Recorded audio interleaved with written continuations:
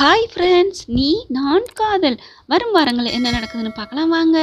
அந்த கடைக்காரன் கடன் கொடுத்தானே, அவன் வந்து வேகமாக பாத்திர மட்டத்தில் அள்ளி எறிவோம்டா வாங்கடா, இவன் ஆர்டர் படுத்தி நடிச்சிருக்காளா, அதனால் இதை காமிச்சே அவங்ககிட்ட போய் காசு கேட்போம் வாங்க அப்படின்னு சொல்லி சமத்தியாக பயங்கரமாக மானங்கட்டத்தனமாக பேசுகிறாங்க. அதனால என்ன இப்போ உனக்கு என்னோட கடை தானே வேணும் எடுத்துக்கோ அப்படிங்கிறாங்க. ஆனால் இங்கே முரளி பார்த்தீங்கன்னா 5 லட்சம் பணத்தோடு ஓடி வர்றாங்க. இந்த சமயத்தில் அவங்களுக்கு பணத்தை கொடுத்து நம்ம உதவி பண்ணால் கண்டிப்பாக அணுக்கு கல்யாணம் முடிஞ்ச கையோட அபியை எனக்கு கட்டி கொடுத்துருவாங்க அப்படின்னு சந்தோஷமா முரளி வாராங்க. ஒரு ஸ்டெப் எடுத்து வைக்கிறதுக்கு முன்னாடியே டான்னு முந்திக்கிட்டு வந்துடுறாரு நம்ம தலைவர் ராகவ். ராகவ் பார்த்தோன்னா அப்படியே பின்வாங்கிறாங்க முரளி. என்ன இது, ராகவ் இங்கே இருக்காரு, இங்கே இருக்கிறான்னா அப்போ அவங்க வெளியூருக்கு வேற ஊர்களுக்கு போகலையா, பிஸ்னஸ் விஷயமா போகிறேன்னு சொல்லிட்டு இங்கே வந்துருக்காங்களா தம்பிக்காவண்டி அப்படின்னு ஆகாசை பார்த்தோன்னா அதோட அதிர்ச்சி ஆகிறாங்க.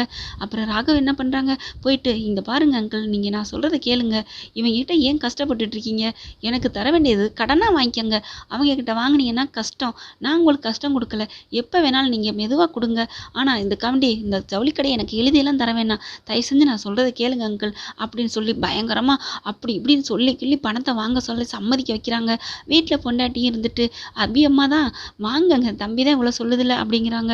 அப்புறம் தாத்தா பாட்டிலாம் வாங்கிக்க சிவராமா அப்படி இப்படிங்கிறாங்க. அதுக்கப்புறம் அந்த பணத்தை வாங்கிடுறாங்க. ரொம்ப நன்றிப்பா அப்படிங்கிறாங்க. இருக்கட்டும் பரவாயில்ல, இனிமேல் நீங்கள் தைரியமாக இருங்க அப்படின்னு சொல்கிறாங்க. முரளி என்ன பண்ணுறாங்க, என்ன இது இவங்க 2 பேரும் இப்படி வந்துட்டாங்களே, இப்போ இதை என்ன பண்ணலாம், நம்ம எப்படியாவது வீட்டுக்கு தெரிவிக்கணுமே, தெரிவித்தோம்னா நீ எப்படி அங்கே போனேன்னு நம்மளை கேட்பாங்க, இப்போ என்ன பண்ணுறது, எப்படியாவது மாட்டி விடணுமே, அட பாவிங்களா அங்கேயும் வந்துட்டீங்களடா அப்படின்னு திட்டம் போட ஆரம்பிக்கிறாங்க முரளி.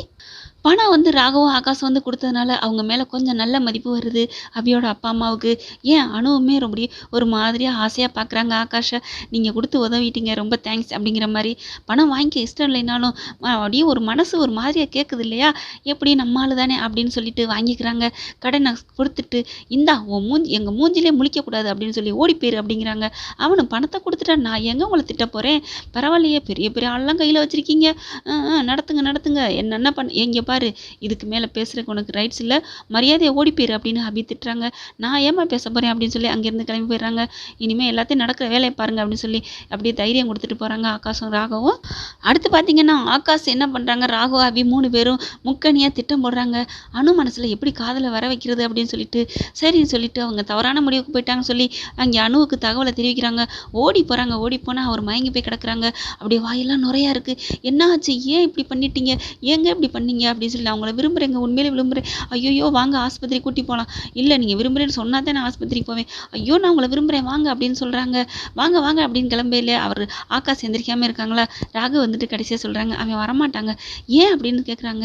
அவன் உண்மையிலே விஷம் அறிஞ்சிருந்தா தானே எந்திரிப்பான், ஆஸ்பத்திரிக்கு வருவான், அவன் வந்து அதெல்லாம் குடிக்கலை அப்படின்னு சொல்லி, டேய் எந்திரடா போதுண்டா நடிச்சது, பாவண்டா அவங்க ரொம்ப கலங்கி போயிருக்காங்க அப்படின்னு சொன்ன உடனே டமால்னு எந்திரிக்கிறாங்க ஆகாஷ். அதை பார்த்தோன்னா அப்படியே அணு அப்படியே அதிர்ச்சி அடைகிறாங்க. ஏன் இப்படி பண்ணீங்க, அப்புறம் உன் மனசில் இருக்க காதல் இது வரைக்கும் வெளியே வரல, இப்போ தானே வந்திருக்கு அப்படிங்கிறாங்க. வேறு வழியே இல்லாமல் அப்படியே முழிக்கிறாங்க திருன்னு அணு. அதுக்கப்புறம் அபி வந்துட்டு அக்கா அப்படிங்கிறாங்க. என்கிட்டே மறைச்சிட்டில்லக்கா, இல்லடி நம்ம அப்பா அம்மாக்கா, சரி விடுக்கா அதெல்லாம் நடந்துட்டு போது, கடந்துட்டு போட்டோம், இப்போ இனிமேல் நீங்கள் 2 பேரும் ஒன்று சேரது எப்படி அதை பார்ப்போம் அப்படிங்கிறாங்க. எப்படி நம்ம ஒன்று சேர முடியும் அப்படின்னு கேட்குறாங்க. அம்மா அப்பாவை சமாளிக்க வேண்டியது என்னோட பொறுப்புக்கா, அதே மாதிரி சித்தி சித்தப்பா சமாளிக்க வேண்டியது என்னோட பொறுப்பு அப்படின்னு ராகவ் சொல்கிறாங்க. ராகவும் அபியும் 2 பேர் இல்லை அணுவோட காதலுக்காக நல்லா பயங்கரமாக அப்படியே உழைக்கிறாங்கன்னு சொல்லலாம். அப்படியே ஆகாஷும் அணுவும் ரொம்ப ஒருத்தர் பார்த்துக்கிறாங்க. ஓகே ஃப்ரெண்ட்ஸ், உங்கள் பொண்ணான கையில் ஒரு லைக்கை போட்டு சப்ஸ்கிரைப் பண்ணிடுங்க. Thank you friends.